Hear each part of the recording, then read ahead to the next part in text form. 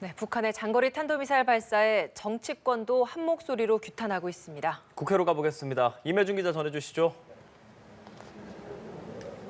네, 북한의 탄도미사일 발사 소식에 정치권도 긴장 속 사태를 주시하고 있습니다. 특히 북한이 단거리가 아닌 장거리 미사일을 발사하는 등 도발 수위를 높이고 있어 더욱 예의주시하는 분위기인데요.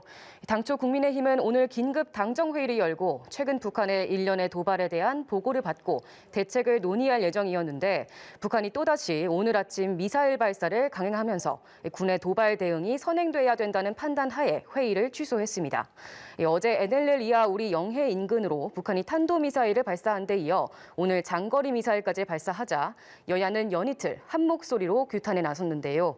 정진석 국민의힘 비대위원장은 북한이 7차 핵실험을 앞두고 연이은 도발로 명분 쌓기에 나서고 있다며 도발을 묵과할 수 없다고 강력 경고했습니다.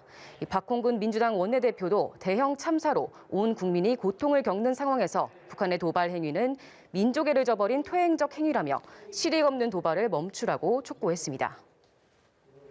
네, 그런가 하면 이태원 압사 참사와 관련해선 더불어민주당이 진상규명과 책임자 처벌을 위한 국정조사 요구서를 제출하겠다고 주장했죠. 네, 그렇습니다. 박홍근 원내대표가 오늘 오전 정책조정회의에서 밝힌 내용인데요. 조사 대상인 정부에 셀프 조사를 맡기기에는 국민 공분이 임계점을 넘어섰다며 참사 진상규명과 책임자 처벌을 위한 국정조사 요구서를 조속히 제출하겠다고 선언했습니다.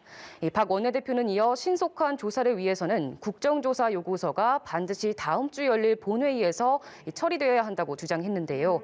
여당 역시 철저한 원인 규명을 주장하는 만큼 국정조사를 수용해야 한다고 국민의힘을 압박하기도 했습니다. 반면 국민의힘은 일단은 사고 수습이 먼저라는 입장을 유지하고 있습니다. 또 경찰 스스로 책임자 규명을 위한 수사에 막 착수한 상황에서 일단 경찰 수사를 지켜보자는 분위기가 읽히는데요.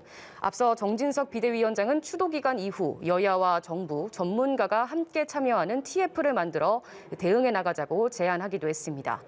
다만 참사 발생 4시간 전부터 관련 신고가 접수됐었다는 112 신고 녹취록이 공개된 이후 국민의힘 내부에서도 정부 책임론에 대한 목소리가 새어나오는 실정인데요. 안철수, 권은희 의원 등은 이상민 행안부 장관, 윤희근 경찰청장 등의 거취 정리가 필요하다고 공개 주장했습니다. 이런 가운데 여야는 오는 7일 오후 국회 행안위 전체회의에서 이번 참사와 관련한 현안 질의를 하기로 합의했습니다. 지금까지 국회에서 전해드렸습니다.